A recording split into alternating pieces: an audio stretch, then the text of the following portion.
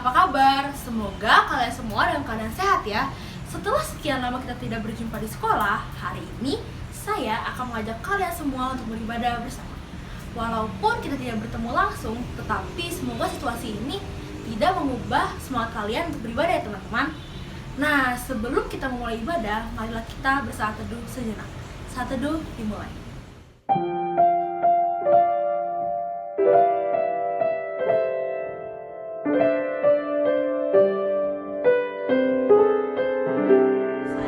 Mazmur 9 ayat 2-3 berbunyi demikian.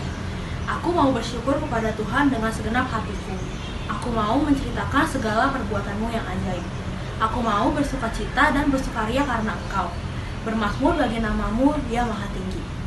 Sudah sepatutnya kita bersyukur kepada Allah atas penyertaannya di dalam hidup kita.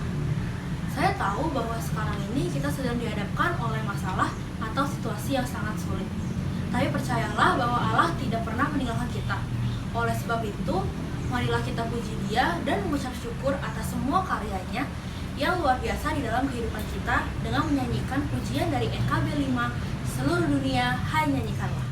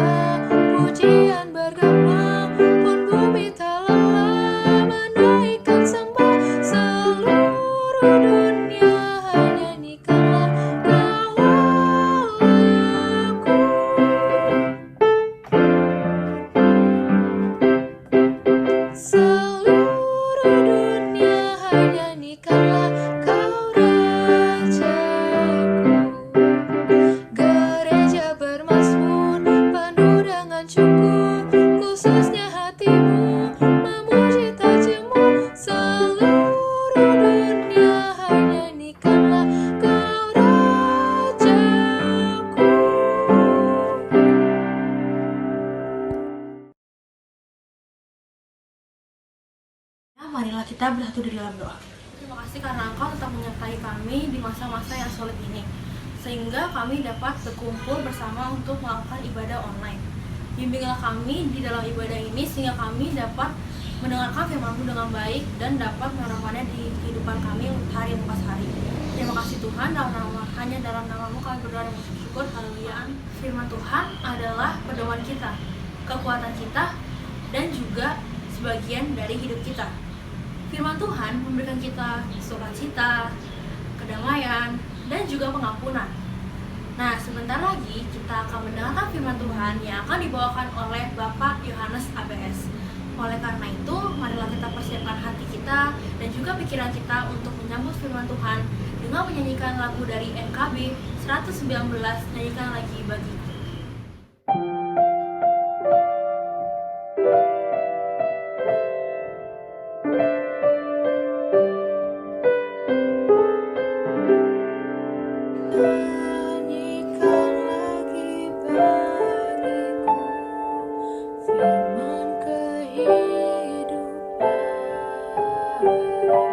Sungguh mulia dan merdu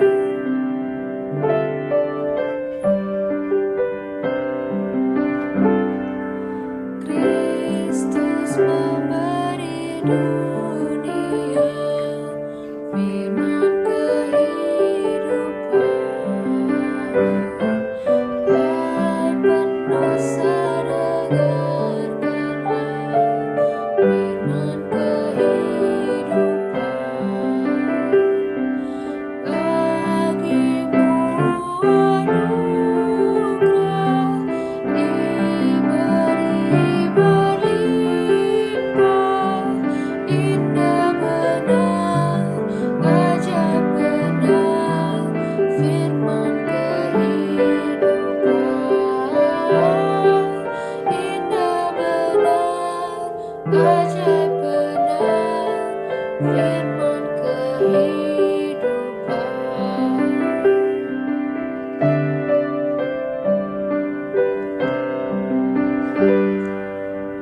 Manis agama Injilnya, firman kehidupan.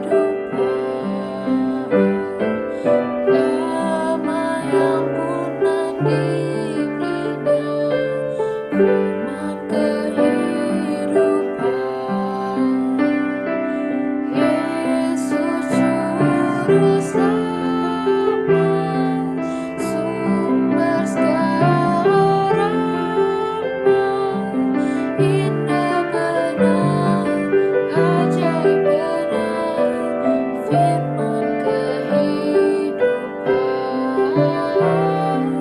Indah benar, ajaib benar, firman kehidupan.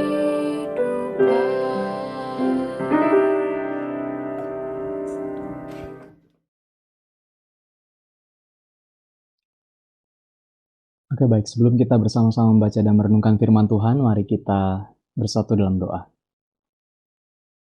Tuhan, pada saat ini kami akan bersama-sama merenungkan firman-Mu. Biarlah firman-Mu boleh menguatkan kami dan juga menginspirasi kami sebagai siswa-siswi, guru-guru, staf karyawan, BPK Penabur, Smart Bintaro Jaya. Kiranya Tuhan, Engkau yang memberkati setiap kami yang mendengarkan dan juga hamba-Mu yang menyampaikan, agar sesuai dengan kebenaran dan kehendak-Mu saja. Inilah seru dan permohonan kami, hanya dalam nama Kristus Sang Firman yang hidup kami berdoa. Amin. Saudara yang terkasih dalam Tuhan Yesus Kristus, pada saat ini kita akan bersama-sama merenungkan tema didak dan didik, gitu ya. Dan ini bukan dua orang ini ya, didak dan didik. Saya mau mengajak kita bersama-sama untuk membuka dari Lukas pasal 2. Lukas pasal 2 ayat 46 sampai 47. Lukas pasal 2 ayat 46 sampai 47.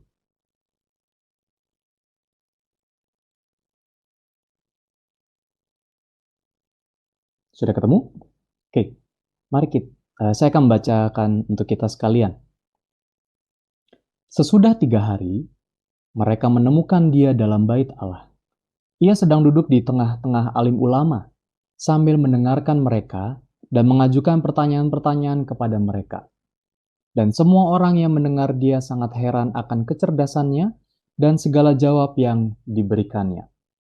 Itu yang menjadi perenungan kita pada saat ini. Rekan-rekan yang terkasih dalam Tuhan Yesus Kristus, didak dan didik, apa sih itu? Gitu ya, nanti saya akan menjelaskan kepada kita sekalian. Bicara soal didik, mendidik, sekolah, dan seterusnya, saya ingin tanya kepada teman-teman sekalian, kira-kira gitu ya, pelajaran apa yang paling teman-teman sukai dan yang teman-teman tidak sukai? Entah karena pelajarannya, entah karena gurunya, entah karena memang kalian nggak suka, gitu ya. Mungkin ada yang suka pelajaran matematika, ya walaupun ngerjainnya mati-matian. Tapi ada juga yang nggak suka dengan matematika. Atau ada yang suka dengan sejarah. Tapi ada juga yang kalau sejarah tuh remedial terus. Ya, saking nggak sukanya atau saking malesnya menghafalkan. Tapi mungkin juga kita sepakat bahwa biasanya nih ya, kalau dulu saya sekolah itu yang paling disukai adalah pelajaran penjaskes atau pas jamnya olahraga. Nah, itu teman-teman saya itu pasti suka gitu ya. Pelajaran yang kita sukai dan tidak kita sukai tentunya beragam, gitu ya. Tergantung bagaimana kita menyikapi pelajaran tersebut. Belajar atau mempelajari suatu pelajaran itu bisa menggeramkan, khususnya bagi orang-orang yang nggak suka terhadap pelajaran tertentu atau geram terhadap gurunya yang killer kah, entah yang kalau ngajar itu bikin kita kesel dan seterusnya, geram. Tetapi juga belajar itu bisa menggemaskan, karena kita sangat suka dengan pelajaran tersebut, sangat menantikan pelajaran tersebut. Jadi kalau kita nggak belajar pelajaran itu, rasanya tuh kayak ada yang kosong dalam hidup kita, gitu ya. Tapi yang ketiga, belajar itu juga bisa menggemparkan. Mungkin teman-teman baru mendapatkan pemahaman baru, ada tema baru, ada rumus baru yang teman-teman baru tahu, dan itu ternyata membuka cakrawala berpikir kita. Sehingga belajar itu membuat kita wow, kita mengalami aha moment dan wow moment ketika belajar.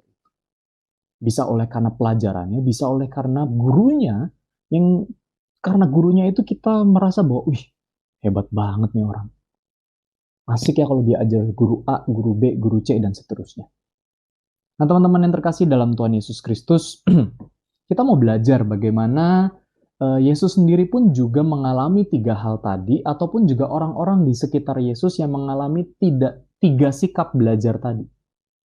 Menggeramkan, menggemaskan, tetapi sekaligus juga menggemparkan. Ini adalah cerita ketika Yesus mengajar di Bait Allah pada waktu usia 12 tahun ya, mungkin kira-kira akhir SD ya, mau SMP begitu ya.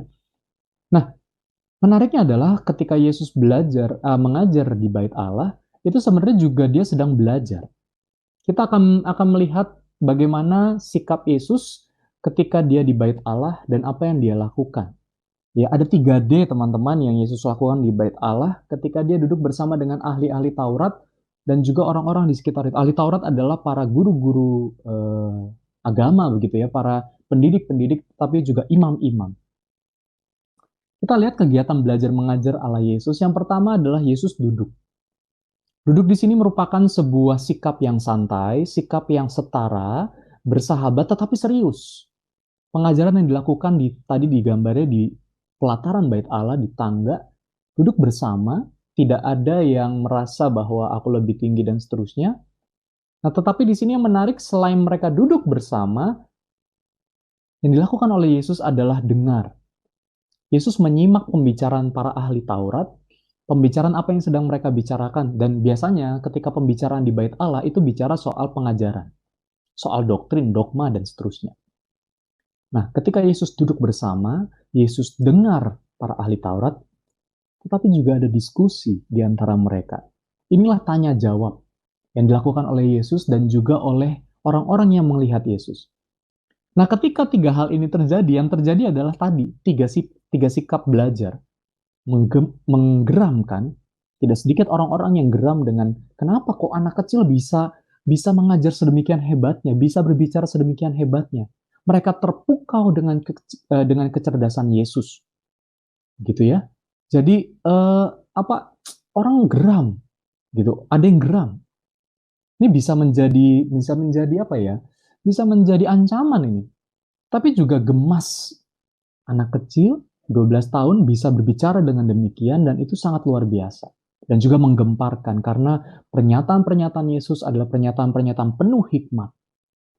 Ya, jadi menariknya bahwa apa yang dialami Yesus dan dilakukan Yesus ini menjadi penting. Yesus belajar, tetapi Yesus juga mengajar mereka.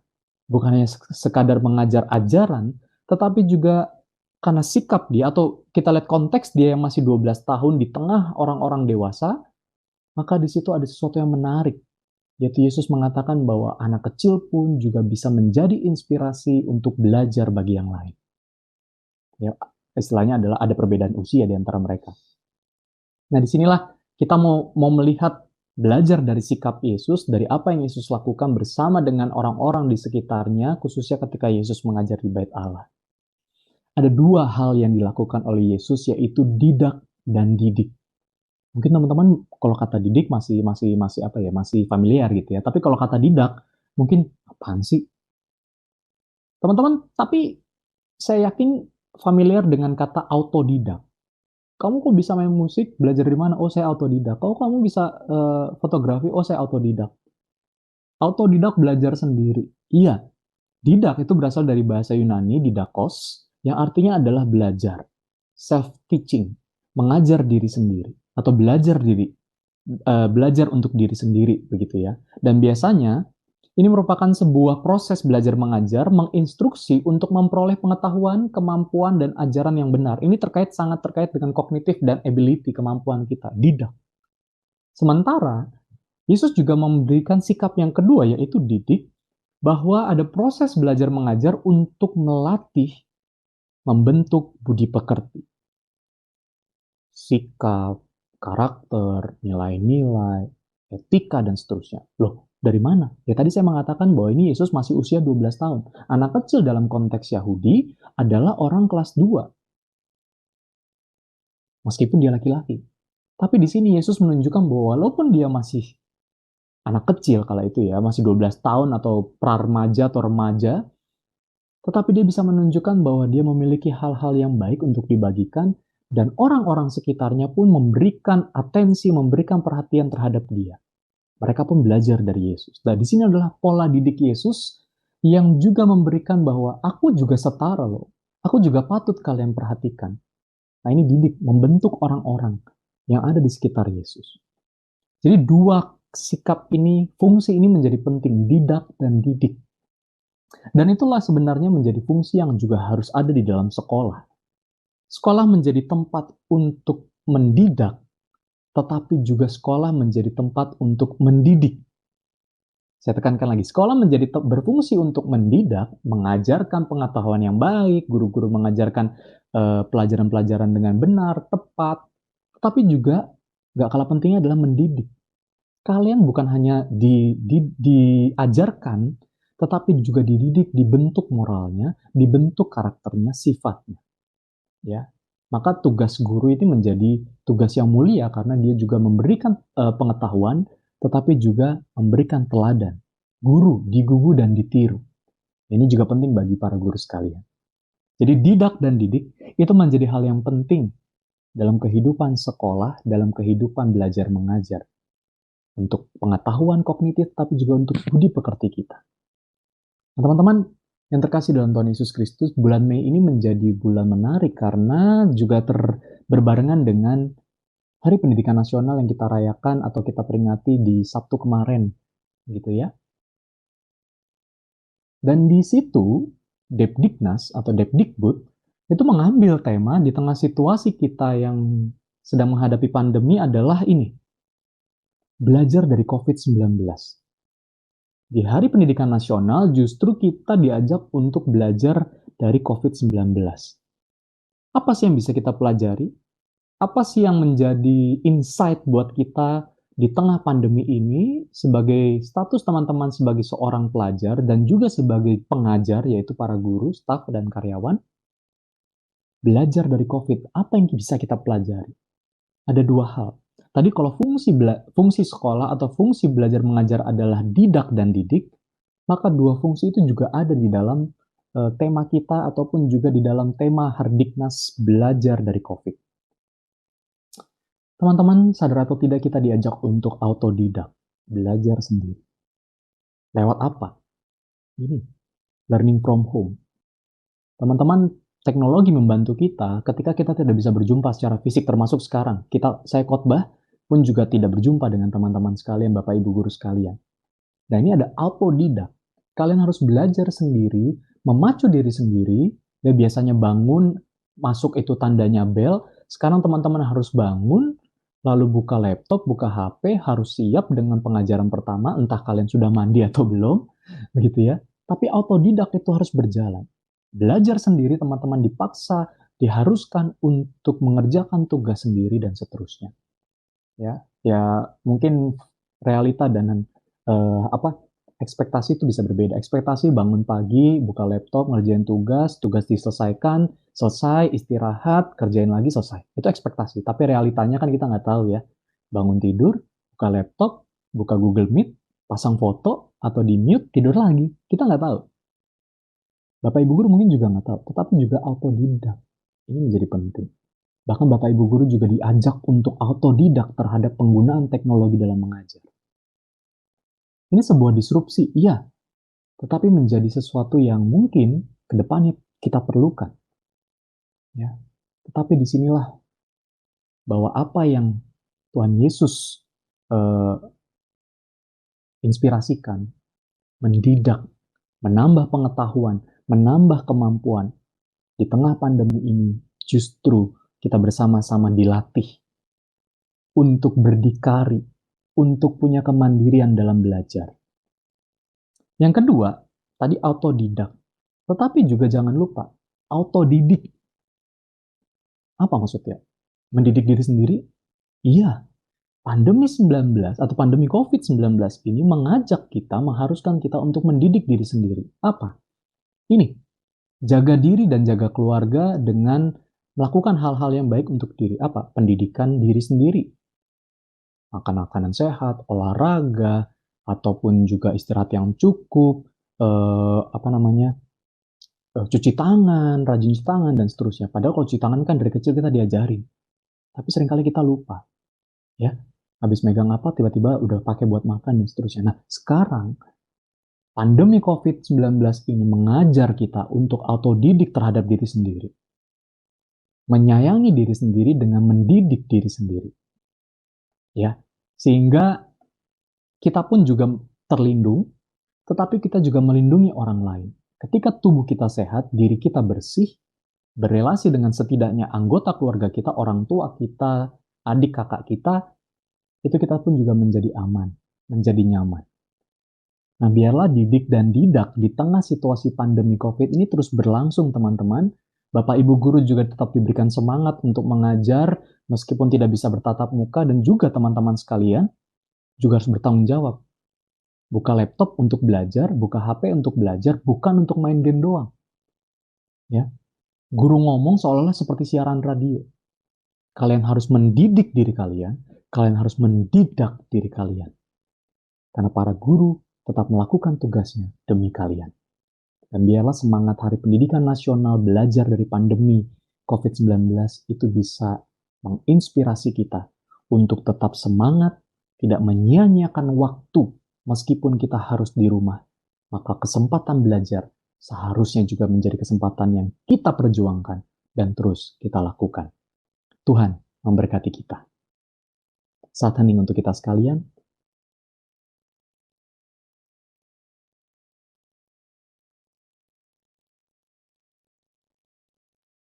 Mari kita berdoa. Tuhan Allah Bapa kami yang bertata dalam kerajaan surga, terima kasih jikalau pada saat ini kami bersama-sama diberikan teladan peringatan dari Tuhan untuk tetap melakukan tugas panggilan kami, entah sebagai pengajar, Bapak Ibu guru, maupun juga kami sebagai orang-orang yang belajar, siswa-siswi sekalian. Dan Tuhan, biarlah di tengah situasi pandemi ini, kami tetap mau mendidak diri kami, dengan juga mendidik diri kami. Meskipun kami harus melakukannya sendirian, dalam artian kami harus belajar dari rumah, mengerjakan sendirian, tidak bisa bertatap muka, atau bahkan juga kerjasama dengan teman dan lain sebagainya. Tapi kami percaya Tuhan, bahwa ini semua adalah cara Tuhan untuk terus membangun kehidupan kami. Kami tahu Tuhan, ini situasi yang tidak mudah, situasi yang sangat tidak ideal. Tapi kami mau belajar beradaptasi daripadanya. Mampukan kami untuk tidak menyia-nyiakan waktu yang Tuhan berikan, untuk kami belajar secara mandiri, untuk kami mendidik diri secara mandiri. Lakukan hal-hal yang baik, pencegahan-pencegahan, agar kesehatan kami tetap terjaga, dan itu juga berguna buat orang-orang lain, khususnya di tengah keluarga kami. Kami berdoa untuk Bapak Ibu guru yang saat ini terus beradaptasi, mencari inovasi-inovasi dan kreasi yang baik untuk mengajar anak-anak murid-muridnya sekalian. Dan kami juga berdoa agar Tuhan memberikan hikmat, kedisiplinan bagi siswa-siswi yang harus belajar di rumah, yang memanfaatkan waktu ini bukan hanya untuk main, bukan untuk sekadar belajar asal-asalan, tapi juga untuk membangun dirinya. Di era disrupsi ini, biarlah teman-teman siswa-siswi tetap autodidak dan autodidik. Demikian juga dengan Bapak Ibu guru, terus belajar. Bukan hanya sekadar mengajar pengetahuan, tapi juga belajar dari situasi ini. Sehingga proses kehidupan sekolah tetap berlangsung, meskipun tidak bertatap muka secara langsung. Kami juga berdoa untuk pandemi COVID-19 yang sedang terjadi di Indonesia dan di beberapa negara. Kiranya Tuhan nyatakan kuasa-Mu, nyatakan pemeliharaanmu kepada setiap kami. Tuhan nyatakan penghiburan bagi keluarga-keluarga yang ditinggalkan, yang tidak dapat menemani orang yang mereka kasihi, bahkan hingga pada waktu berpulangnya. Kami berdoa untuk aparat keamanan yang senantiasa menjaga stabilitas keamanan. Kami juga berdoa untuk pemerintah dalam menangani dampak-dampak COVID, yaitu dampak ekonomi, dampak sosial, banyak pemutusan hubungan kerja. Tapi kami percaya semua itu Tuhan ada dalam kendali Tuhan. Dan kami mau belajar untuk berjalan di tengah situasi sulit ini untuk terus bersandar kepada Tuhan. Hanya Engkaulah harapan kami, hanya Engkaulah tumpuan kami. Kami tidak mau mempercayakan kepada hal yang lain. Kami hanya mau percaya kepada Tuhan kami Yesus Kristus yang telah menyelamatkan kami, yang telah mendidik dan mendidik kami menjadi pribadi-pribadi yang takut akan Tuhan dan menjalani hidup sesuai dengan kehendak-Mu. Terima kasih ya Tuhan, kami mau menyerahkan seluruh kehidupan kami dan masa depan kami ke dalam tangan Tuhan, dan biar itu semua sesuai dengan rencana dan kehendak Tuhan. Doa ini kami naikkan dalam nama Tuhan kami Yesus Kristus, Tuhan dan Juru Selamat kami yang hidup. Amin. Teman-teman semua, dari firman Tuhan yang tadi telah disampaikan oleh Bapak Yohanes mengajarkan kita berbagai hal ya teman-teman. Tapi ada dua hal yang menjadi poin penting, yaitu didak dan juga didik. Kedua fungsi tersebut adalah fungsi yang kita dapatkan di sekolah kita, tempat kita belajar. Tetapi dalam situasi saat ini, kita sebagai siswa dituntut untuk melakukan kedua fungsi itu dengan cara mandiri. Nah, kita juga didorong untuk mengatur, memanage, dan melaksanakan kedua fungsi itu dengan diri kita sendiri dan pastinya dengan bantuan orang tua, teman-teman. Nah, waktu di dalam kehidupan kita itu sangat terbatas, teman-teman. Nah, kita nggak tahu kapan akhirnya kan. Nah, oleh sebab itu, kita harus memanfaatkannya dengan baik dan juga dengan bijaksana. Contohnya dengan mengaplikasikan didak dan didik itu dengan baik dan benar di masa-masa home learning ini. Nah, untuk merespon firman Tuhan, marilah kita menyanyikan lagu dari NKB 211, Pakailah Waktu Anugerah Tuhanmu.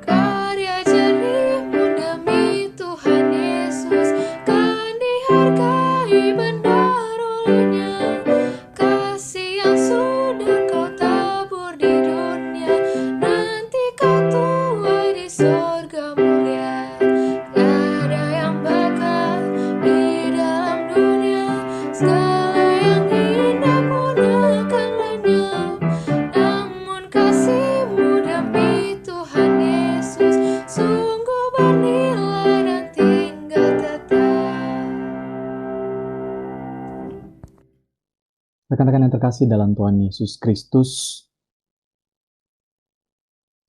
arahkanlah hatimu kepada Tuhan.